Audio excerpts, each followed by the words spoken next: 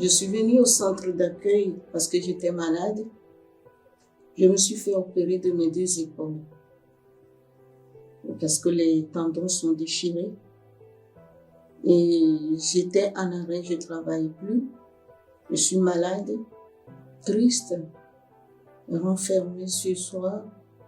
Ma tristesse, c'est que je porte la famille sur moi et j'ai trop de bagages de famille qui me rend triste et renfermée, toute seule à s'occuper de ma famille. Et c'est comme ça que j'étais avant d'arriver au centre d'accueil.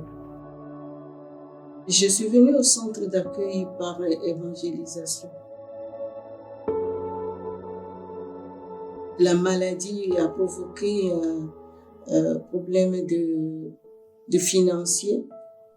Et notre maison, nous sommes propriétaires et on a des crédits à payer. Alors, les difficultés, ça vient quand je travaille plus, mon mari, ce qu'il gagne, ne peut pas couvrir tout.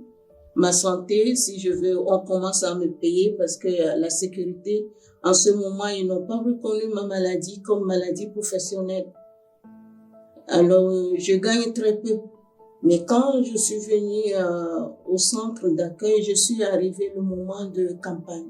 J'ai regardé les témoignages, j'ai dit je vais me lancer, je me suis lancée à l'hôtel pour faire campagne. Et cette campagne, je l'ai faite. J'ai demandé à Dieu de venir à mon aide car j'ai des problèmes, sinon je vais me retrouver à la porte. Avant, je m'occupais d'un petit garçon de 12 ans. Il a grandi et comme ça, il a appelé pour avoir mes nouvelles. Et c'est là et je lui dis ma situation, ce qui est arrivé à moi, je travaille plus, j'ai problème de finances et tout. Et c'est à ce moment-là, il a décidé de tout payer. Alors la somme, il a payé que c'était 80 000 €. Et il a liquidé le reste de notre crédit de maison. Ce monsieur, je ne sais pas où il est actuellement. Je ne connais plus son numéro. Le numéro qui j'ai avant, quand je l'appelle, il ne me répond plus. Et après, je me suis lancée dans les propos. Comme je suis malade et tout, j'ai tous des problèmes avant de rentrer. Alors j'ai commencé à faire des propos de lundi, mardi, tout, mercredi, tout, jusqu'à dimanche. C'est comme ça. Et j'ai fait. Et je commence à comprendre comment ça se passe un peu. C'est comme si je vais à l'école et j'apprends.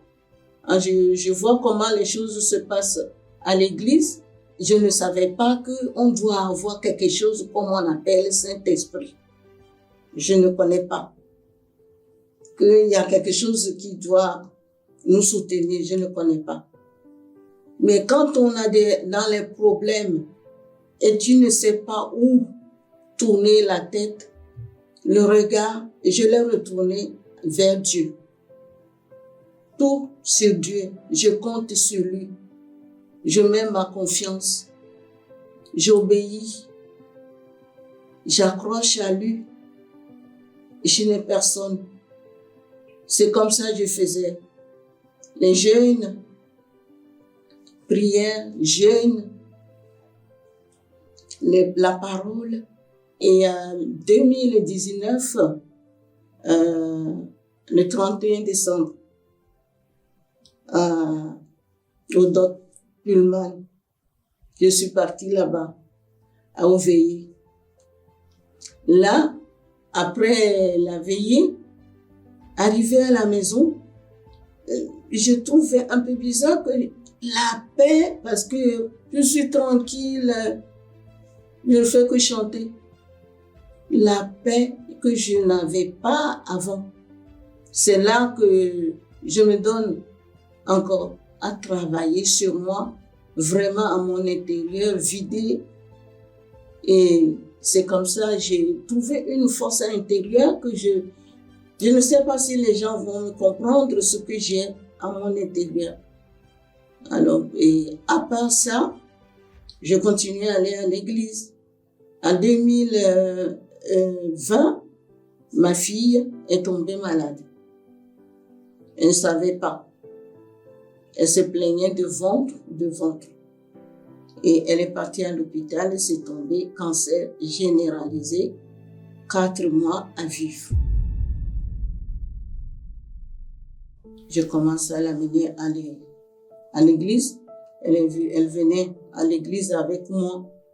Vous savez, quand on n'est pas dedans, on ne croit pas que Dieu, il peut faire quelque chose, il peut guérir, il peut délivrer tout, on ne sait pas. Mais après, à force, elle vient, ça s'améliore.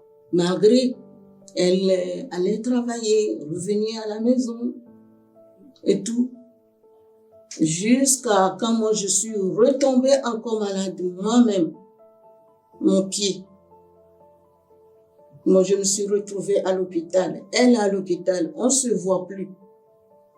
Personne d'entre nous ne va plus à l'église. Personne ne va chercher de l'eau pour nous. Non, il n'y a personne de la famille, non. Il n'y a que moi et elle. Et quand je suis sortie de l'hôpital, normalement, avec mon pied, il devait m'amputer. Alors, chaque mois, je vais une semaine à l'hôpital. Une semaine à l'hôpital pour faire infiltration. Et jusqu'à ce qu'ils ont décidé à me soigner localement. Et en ce moment, ma fille, son état s'est dégradé. Mais moi, je dis que Dieu, de 4 mois, elle est restée jusqu'en 2022. Dieu a prolongé sa vie. Quand elle est décédée, moi, je suis devenue...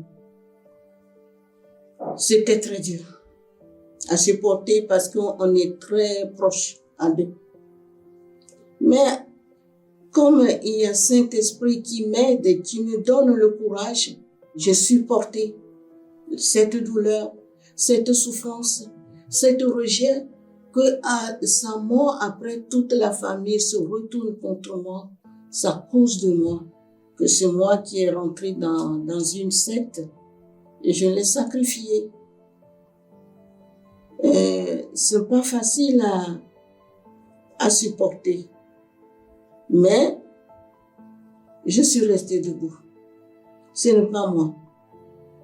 Ce n'est pas moi. Ce qui est à mon intérieur qui m'a fait que je suis restée debout jusqu'à maintenant, avec tout ce que j'ai traversé, mes épreuves.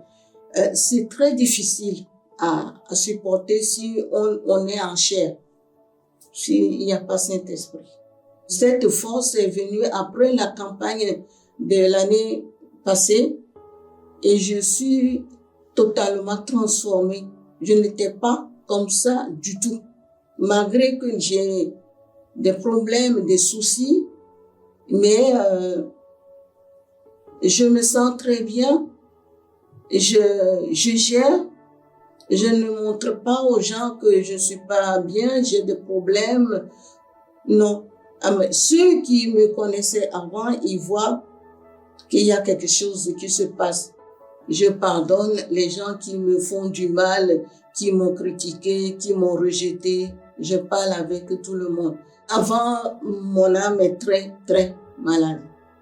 Là où je suis, mon âme est guérie.